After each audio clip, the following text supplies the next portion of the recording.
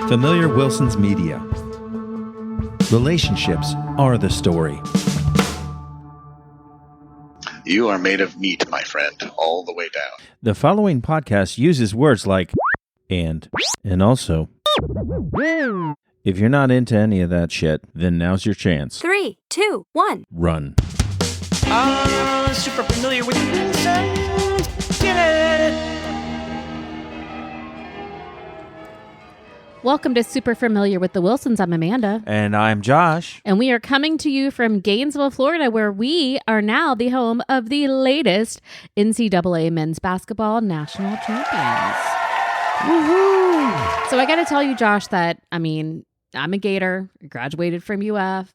I wasn't really tracking men's basketball until about January. And why did you start tracking it? Because my nephew texted me and said, hey, Florida men's basketball is actually on a good run, right? And I was like, oh, maybe we'll make it, maybe we'll win the SEC title. Maybe we'll make it to the big dance, as it were. But then, they were in the Sweet 16. I got to tell you, the only reason I tracked Florida basketball this year is because the head coach was supposedly a naughty boy. Yeah. Feel free to look that up.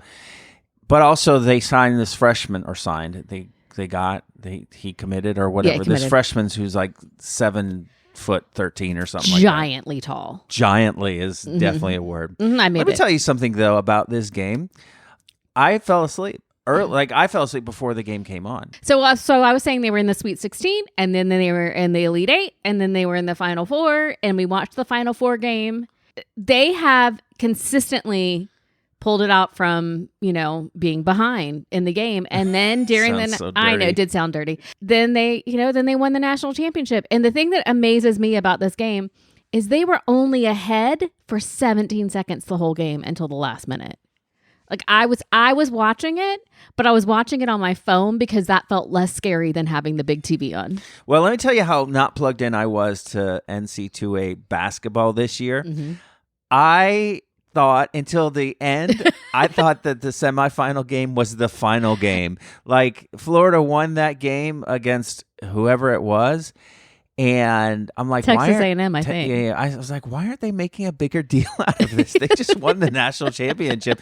And you weren't making a big deal out of it either until I then realized at the end of the broadcast as they were doing the interviews, I was like, oh, that's what's wrong. Yes. I didn't know any of the players really. And also I have this thing that we talked about last week or the week before where I tend to curse teams. Mm-hmm. And so for whatever reason, I'm like, okay, I'm going to go to sleep. I have work tomorrow. I just want to make sure that I'm rested because everyone around me is going to either be grumpy because the Gators lost or grumpy because the Gators won and they're going to be hungover and they stayed up way too late. Damn game didn't even start till 9. So I said, I'm not watching it. I'm not watching it. So I went to sleep and you woke me up at 11 or whatever the hell time it was. And you're like, they won. And I'm like, great. So I missed the whole thing. But I got to tell you, I regret not staying up for the game. Do you? Oh, yeah, I do. Well, of course. And it's not even that I'm just playing the result. Right? Oh, yeah. They won, and so I can't believe that I missed that. But it's really I have taken this really, really strong direction in my life where I want to do everything that I can do and have all the experiences that I can have, especially around special occasions, especially during the weekends, because, those times are precious. So that was just stupid for me just to go to sleep and say, oh, I want to get my rest. Really? No, not a good enough reason. In fact, this came up, was it last night? It was yesterday. Yeah, no, last night. Yeah, last night. Yesterday. No, it was the day before yesterday. It was Friday. This came up because I wanted to go out and see our friend Elio.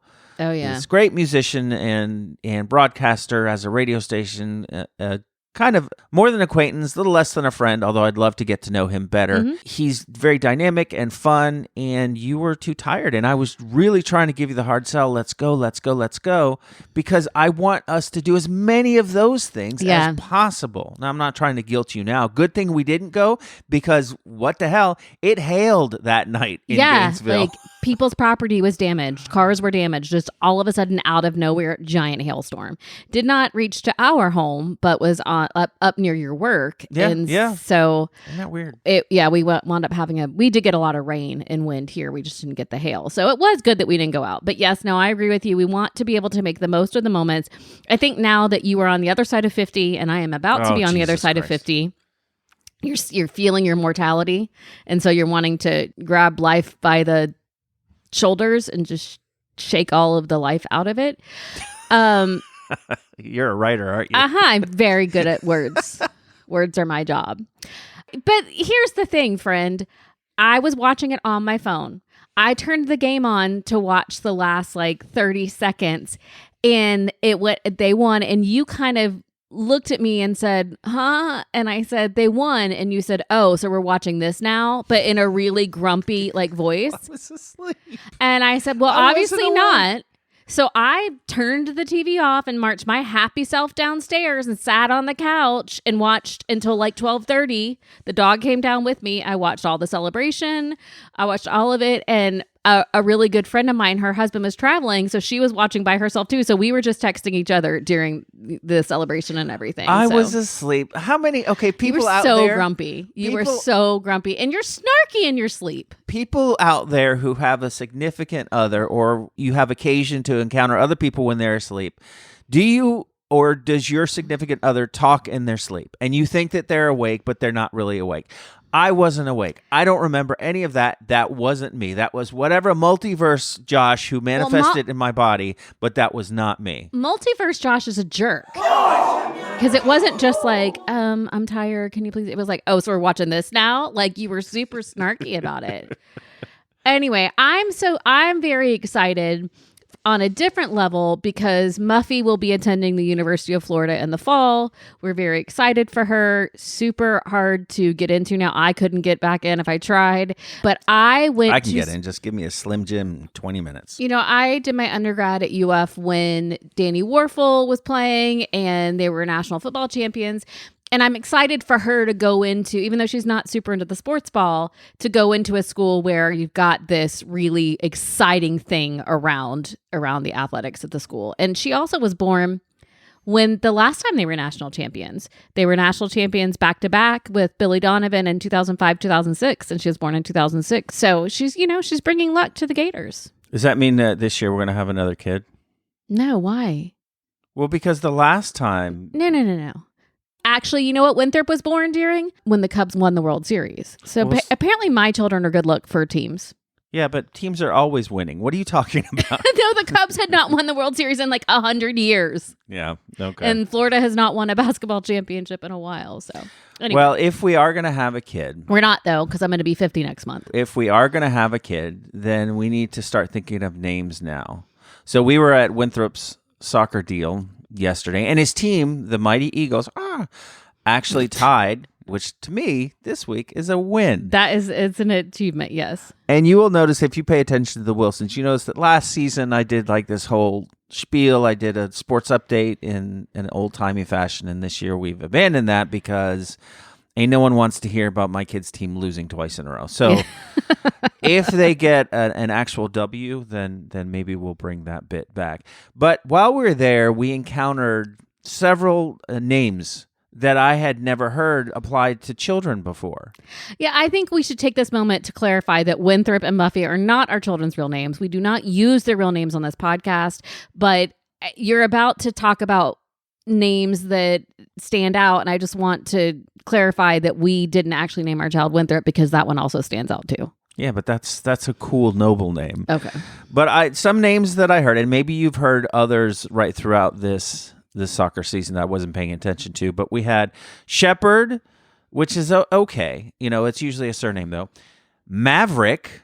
Yeah, somebody loved them some Top Gun. And Armani. Listen, I am not making fun of this. Just give me a second to process this new information, okay? That these are now names in the parlance that people use. Yep.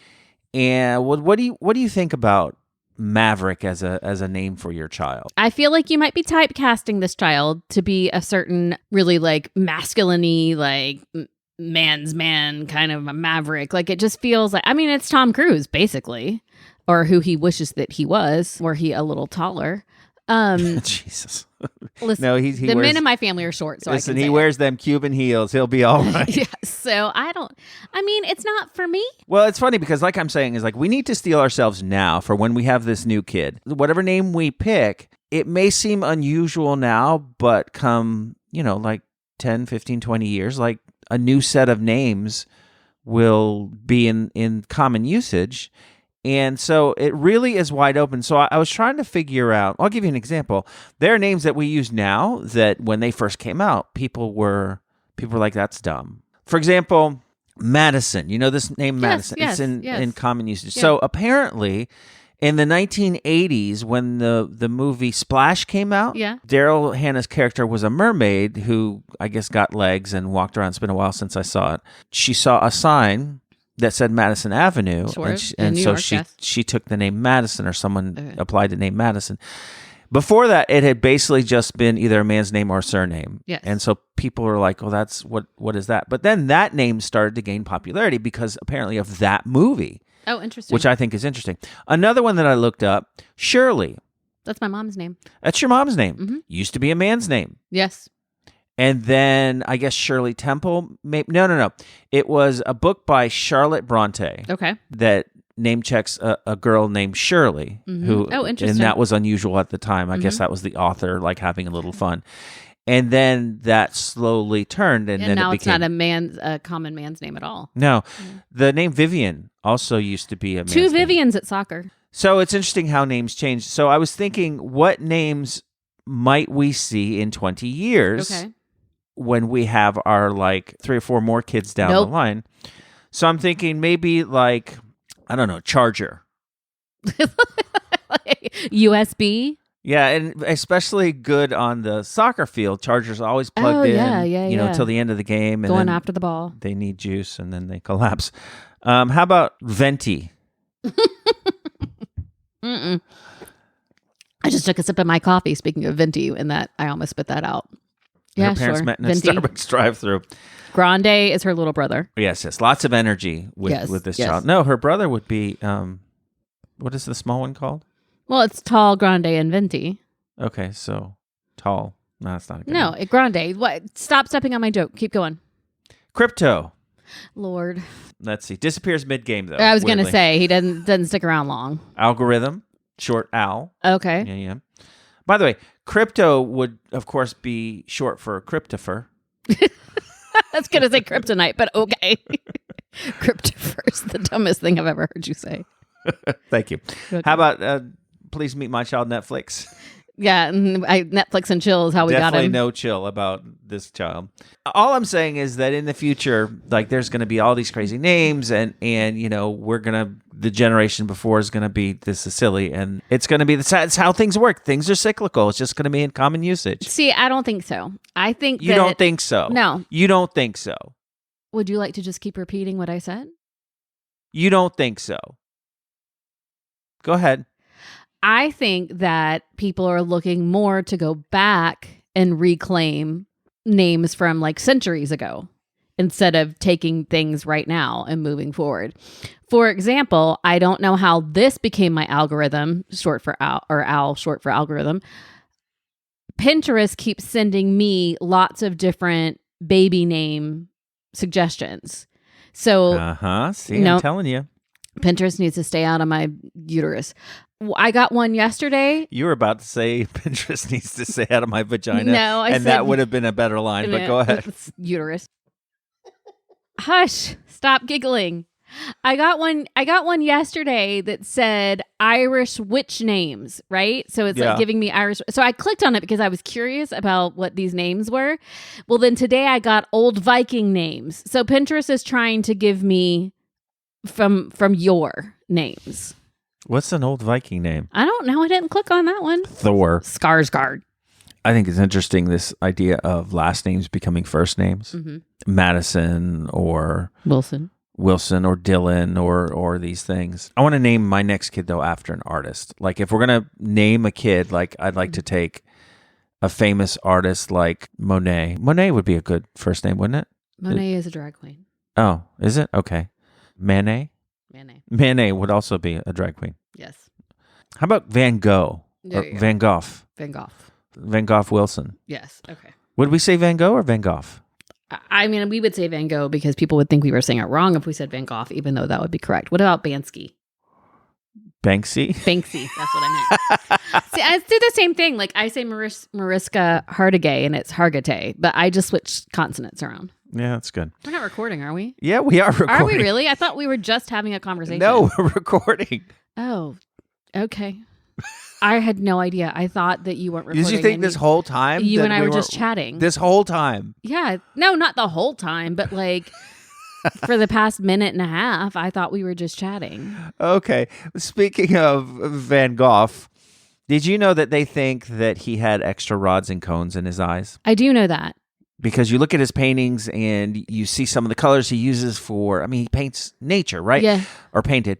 And the colors he uses for the sky and starry night, or for, as he's looking at a flower, people are like, there's something that's very evocative about that. Almost as if like he's seeing See stuff the rest of us don't see. that we don't see. And I was looking that up. And the reason why I was looking it up, and it's called tetrachromancy.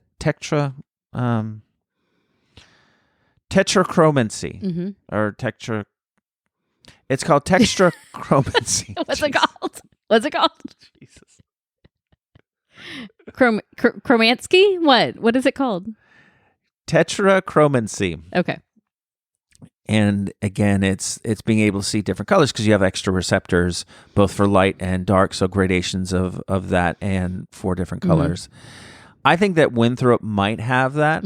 When we are driving to school every morning and the oncoming cars have their lights on, and this happened a while ago where he said, oh, that car has green lights. The next one comes by, that car has blue lights, and he kept going. And I did notice that all of the cars that had incandescent lighting, he would tend to think it was orange or yellow or red. And then all of the cars that had LED lighting, he'd say, oh, that's blue or that's purple. Like it'd be warm colors or cold colors. And it occurred to me that he might actually be seeing really subtle shades of these colors that are being transmitted by these light sources. I absolutely think that he does, because for a while I thought he was colorblind, because if I would see something as gray and he'd say that's green, but then I'd start looking at it and it would have like a green undertone. Yeah. And he did it when we were in the doctor's office recently. It was St. Patrick's Day. And I was wearing green and she was wearing green. And I said, I like your green. And he said, that's not green. and we both looked at each other and he said, that's gray, like what I had on, right? Or it was something. And I said to her, I'm like, sometimes I think he's colorblind. She was like, well, we don't have a test for that. But then I started looking and I'm like, no, there are undertones of what he's saying. I think he sees differently than we do. I will tell you that as soon as he started doing that, though, I never once told him that he was wrong. Yeah. I have a couple times. I'm going to stop. And so it speaks to a larger thing about how I'm really trying hard not to be the asshole parent who just dismisses what their kid says, thereby crushing his little spirit. Yeah.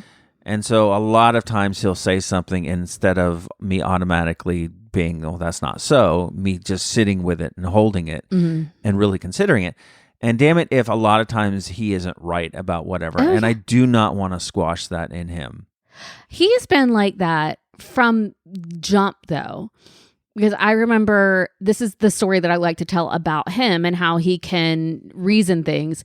When he was maybe 2 and he was in a car seat, and Andrew, ACJW, did I do that right? AJCW? AJCW, who does a lot of the music for the podcast. Anyway, he was sitting in the back with him, and Winthrop was complaining that he couldn't see out the window. And Andrew said, I can see, so that means you can see. And Winthrop looked at him and said, put your head down here.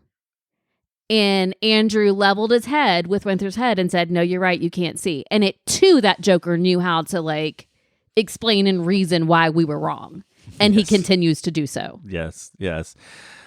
But it's good, though. It's good because I don't want to build a kid who's scared to express himself or scared to point out the truth, last thing I want him to do is to have any sort of perception that I'm like, oh, I'm young, therefore I don't have a right to speak. Because that translates later into, oh, I'm this, and so therefore I don't have a right to speak. Don't want any of that. None of us should want that for our kids. That.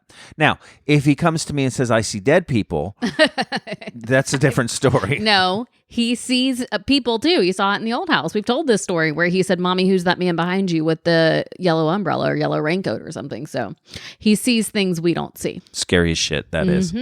He loves to talk, boy, that kid. That's the one he thing. Never stops. Yeah, no. So I was thinking about this, though, and I actually want to hear from parents out there, familiarwilsons@gmail.com. Do you have a kid who will never stop talking or never stop vocalizing? Because I've been thinking about this. I've been looking into this whole idea of vagus nerve stimulation. Do you know what this is? Yeah, I know. The vagus nerve is a nerve that runs right throughout your body. It's kind of mysterious to me. When I first heard about it, I thought that they were talking about the anus nerve. No. Which it is not the anus nerve. I'm not even really sure what it does, but one of the effects of stimulating it is that it regulates anxiety. It helps regulate negative emotions and all of these different positive things. And the vagus nerve is stimulated by, neck massage, but also by vocalizations. It's this whole idea of people sitting around going, om, om. Well, that is a vagus nerve stimulation because it's vibrating your throat, which is really close to it, and also your jaw and your mouth. And that helps calm you. It helps you tell your body everything's going to be okay. So I wonder if the reason why he talks so much and vocalizes and sings is because that's very calming to him because it's stimulating that part of him that regulates anxiety. Maybe. I mean, the talking is definitely a Milligan family trait, which is my maiden name. I mean, I've told you that my brother once paid me $20 to not talk from Lakeland to Charleston because he was like, I can't handle 6 hours in the car with you talking all the time. And we stopped at a rest area and I went into the bathroom and just talked to myself for about 10 minutes and then came back out and got quiet again. So, I mean, that is definitely a family trait, but I don't vocalize like he does. So he talks a lot. But then he is constantly, you're right, constantly making noises. Even we used to call him like his nummy nums. He'd do the nummy num dance when he was a baby. Well, he still makes the same noises when like he used to when he was eating because it was yummy. He still does that at almost 9.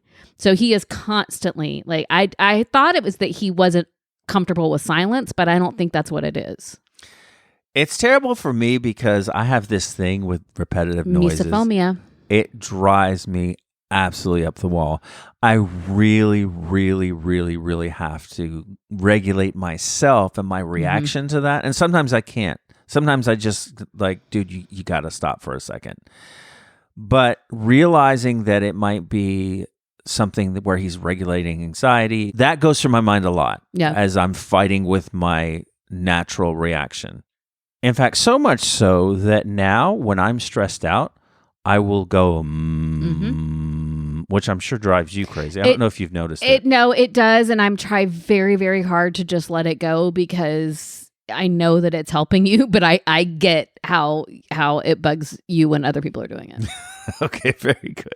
Very good that we're stuck in this house of just severely anxious people. With all the noises. All of them doing their tics and all of their regulating situations, and everyone's just getting more and more amped up. That's good. It's good. It's healthy. Mine is pointing out all the things that need to be cleaned, which drives you nuts. Oh my God. Just let me sit and enjoy our backyard for a second before telling me all the things that we need to do in it. But that helps you. Like, that's my anxiety. I think that how we should deal with that is you tell me when you need to do that and let me go get the earplugs. No, we are partners in this. You have to listen. No, but I'm listening to your oming. Yeah, but here's the thing about earplugs. I can still hear through them, but it's just a nice separation. The buffer between you and your reality. Yeah, that's right. All right, move along. I really do want to hear from parents out there. Do you have a kid who's just nonstop talking? How do you deal with it? How do you handle it? And when you think about your kid, are they like naturally an anxious little being? And could it be that they're just trying to use this to cope with that? Yeah. So let us know. familiarwilsons@gmail.com. yard.com.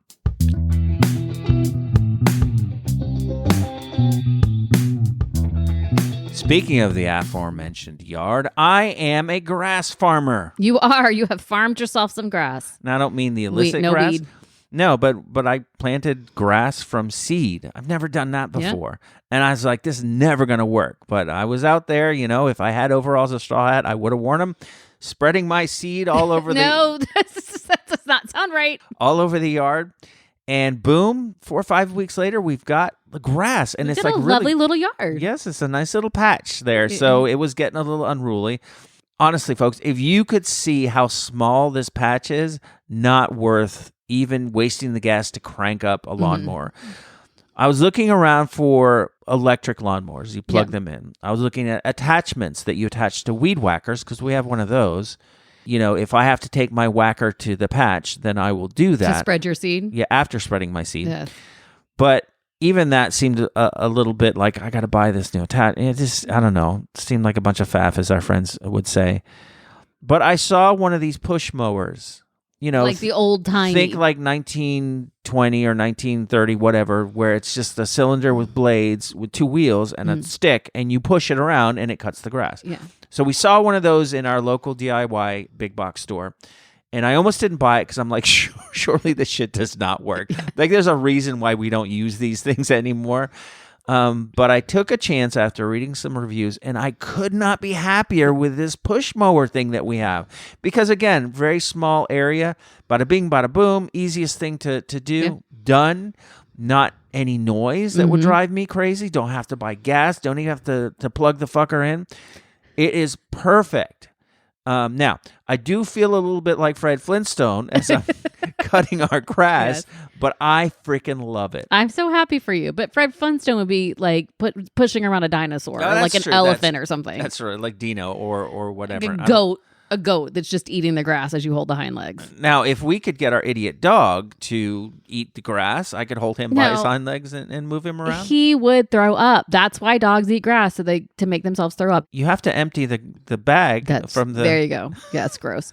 No, you won't let him outside now. And you're so upset with this dog because when we used to let him out in the backyard, so we have a very tiny backyard and we've turned it sort of into a garden, right? Like lots of plants and flowering things. And it used to be mulched. So now we have this patch of grass. But when we would let the dog to go outside to use the bathroom and then clean up after him in the backyard, the dog wouldn't go. He'd just stand there at the door and stare at Josh. Now that we don't want him to go in the backyard because we don't want him to pee on things and kill the plants, we take him for walks several times a day instead. He just only wants to be outside. And he's a contrarian, which I'm sorry is most of the people in this house. If I come upstairs and that damn dog is humming... But I was thinking that we went old school with buying this push mower, and it was the right decision. What other things could we go old school at, and it would benefit us? Like walking more. But yeah, we've been doing that, though. But like walking to the store. We haven't done that in a while. We haven't done that in a while, you're right. But to me, it makes perfect sense, and it was wonderful when we did it. Number one, it's healthy for us. And number two, we can't carry as much shit back That's right. with us from the store, so we don't spend as much money. Also, though, we have, with the exception of this week, hit summer already. Our highs have been in the 90s. And so walking is miserable when it's that hot. Yeah, but think of the weight we would shed. Yeah, okay. Do what wrestlers do when they're trying to cut weight. Dress in a garbage bag and tape it at the arms and at the legs so I'm not doing that. And then we walk outside for a few minutes. We come back, we empty the thing, and there's 10 pounds right there. It's just all water weight, though. Like, Yeah, I want to right. lose actual fat off my body. Yeah, but you start by losing water weight. Like, holding on to that water weight also isn't great for you. I'm So not that would- wrapping myself in aluminum foil and walking to the grocery store. Okay.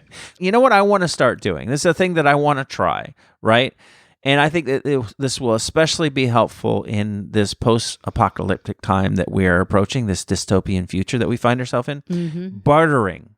Okay.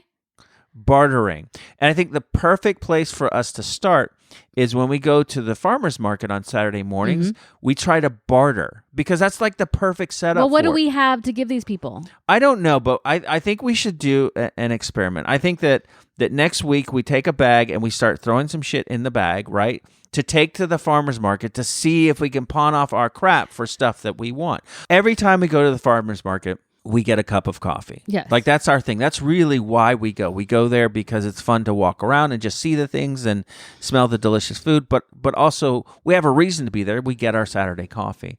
But what if we approach the lady who serves the coffee next Saturday and say, I would like 2 cups of coffee. Here is a half-used Yankee candle and 3 basil leaves. And see how that goes. I don't think that this is going to be successful. Do you know how many of these damn hydro flask type of thermoses we have around the house? So many of them. Okay, we clean them up, close them up, make sure all the pieces are there, take them to the farmer's market, and see what we can get for them. All right. Hydro flask. I saw the other day, and I don't think that I spent this on the ones that we have. They're now almost $50. Why? Are they imported? Have they been probably tariffed? at tariffs. So, bartering. That's the next thing I want to try.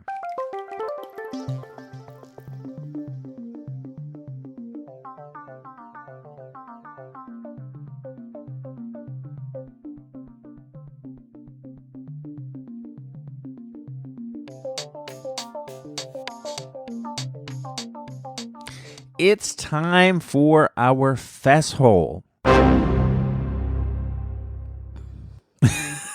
I didn't know what I was going to say. Go ahead.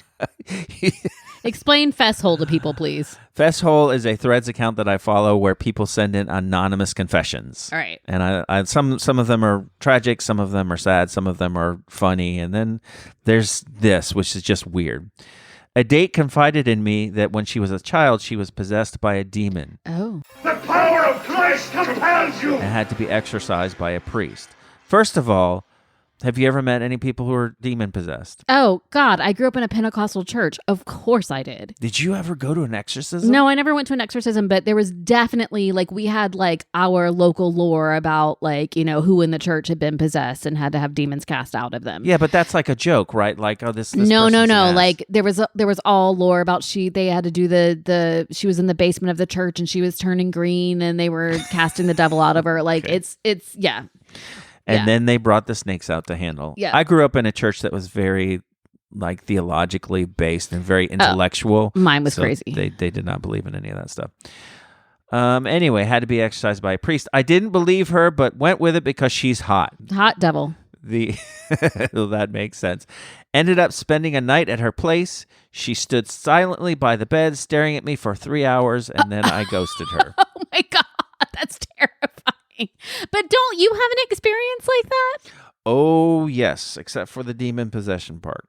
It's actually kind of a sad situation because this girl that I dated was like, she had a difficult past, right? Yeah. I wasn't great shakes back then. I wasn't this great guy, but I was at least better than anything that she had ever experienced before. Mm-hmm. So like, I remember one time I had I had made her a dinner. I said, hey, why don't you come over for dinner? And it was like the frozen ravioli, right? You're a good chef. That I threw in boiling water, and then I threw some tomato sauce on it and whatever. And maybe I put a couple of leaves on there. You know, From just the yard or like some herbs? I think that perhaps they were herbs. But she came over and she was like, you know, she started to cry. I can't believe you made me this nice dinner. Or whatever. That makes me sad for her. Yeah, no, this is what I'm saying. But she moved into the apartment next to me, right? Okay. Which I knew that person who lived there. So she was always around. I gave her a key so that she could use the washer dryer because they didn't have one in their apartment. I wake up in the middle of the night and she's standing next to my bed just looking at me. That's terrifying. Now, I talked to you earlier about how I'm not aware of, you know, things that happen when I'm in the middle of the night when I'm asleep. I was awake enough to tell her, can you please leave, lock the door behind you, and don't do this again. Did she tell you why she was staring at you? I just missed you. But why didn't she like go get in bed and cuddle you? I don't know. I don't like that. I didn't check to see if there was a dead rabbit clutched in her hand. How much longer did you date her? Not very much. No. And she lived next door? That's awkward. They moved shortly thereafter. But the thing is I did not break up with her the next day, which I should have. Yeah, no, that's terrifying. Because I was a theater major, I dated actors, which you couldn't find no more dramatic people. So narcissist then. Yes. And I dated this one guy and he broke up with me. This is how sad this is. He broke up with me, but what he told me was, I want to date other people, but I want you to wait for me. So when I am done dating other people, you are still here. Very and good. I do not want you to date anyone else, especially, and then named this guy who was kind of his nemesis, which then I immediately went and started dating him and dated him for a year and a half because that's how contrary I am. Like if you tell me not to do something, I will go do it. But Let me tell you something, first of all. Unless you are an MCU hero, you do not have a nemesis. Nemesis aren't a thing that exists in the real world. actors think they do. And anyway, broke up with me. But then when I started dating this other guy, got really whatever.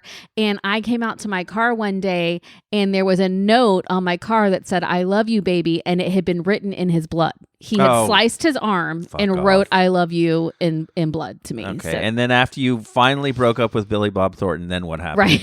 Yes. So yeah, I got some stories too. No possessions, though. You didn't date anyone who was possessed. No, but I did date somebody who got struck by lightning twice. Yeah, So maybe well. they were possessed, and that was God Yeah, trying to that's take right. him out. Maybe he was like, "Please, God, put me out of my misery." God kept missing. No one likes to be told what to do. All right, now is the time in the program where we tell you what to do. Josh, don't tell me what to do. I don't want to hear it, but tell the people what to do. People, get off your ass. Okay. Get off your my collective husband, everyone. asses. Yes. Get up, get out of the house. Don't let life pass you by. Listen, we live in difficult times right now, and I understand everyone's just trying to do your best, right? And so you need to rest. You need time to recharge. But I would put to you that sometimes the best way to recharge and get rest is to do something that gives you energy, be around people, go see music, go to an art festival, just go walk around outside.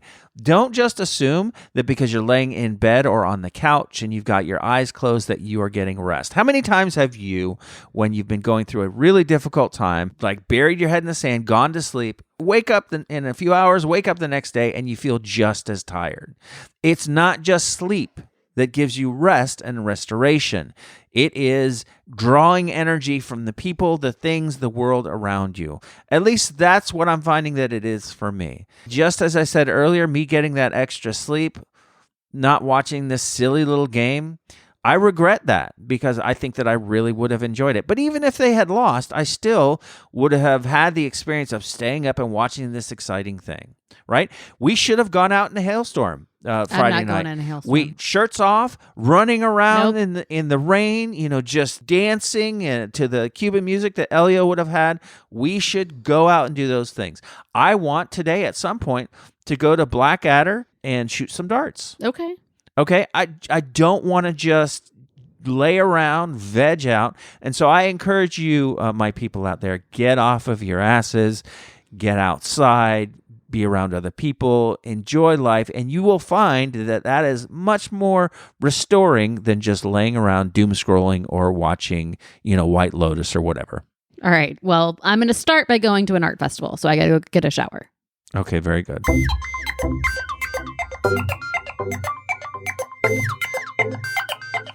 All right, Amanda, that's all there is. There is no more. I had so many other things on my list of things to talk about, but I don't know where the time goes. Well, apparently I didn't realize you were recording and just started talking nonsense for like half of this episode. So clearly that's on me. How should but that be different? save those notes and we can do it next week. Absolutely correct. We will do that. The Spin Doctors just came out with a new album, so go check that out. Face Full of Cake, it's called. And if you'd like to listen to any of our conversations with the lead singer of the Spin Doctors, I think that there have been 5 different episodes now. Then search those out, the last one being last week. Also, we're waiting to hear from Refined Gay Jeff, who lives in Houston, which was the team that the Gators beat to become national champions in basketball. Jeff, it's okay. Are you still our friend, Jeff? Because we have not heard from you since before the game. Yeah, so let us know how things are, how you're recovering. I didn't even know that you were into the sports ball, so that's fun as well. All right, folks, until next week, y'all take care of yourselves, take care of each other, and get out there and do something. But first, send us an email. Let us know how you're doing. familiarwilsons@gmail.com. If you want to be our first $1 million sponsor, listen, we love doing this. Give us your money. familiarwilsons@gmail.com. All right. Go be kind. Bye. Bye.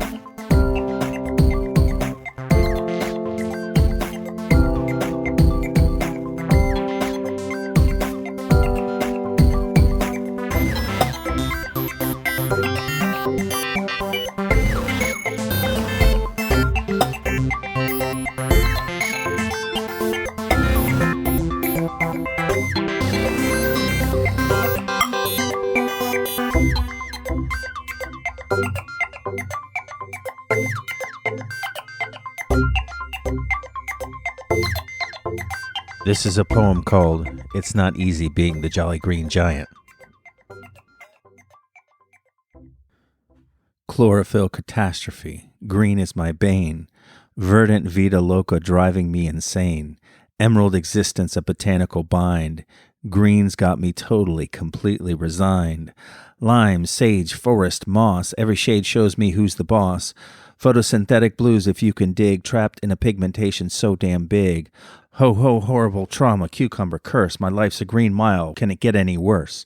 Kermit was right when he said it was style, being green's not a path that'll make you smile. Verdant, viridian, olive, all on show, can't escape this color, it's even green down below. A chromatic nightmare, a pigmented hell, at least I've been told that I wear it quite well.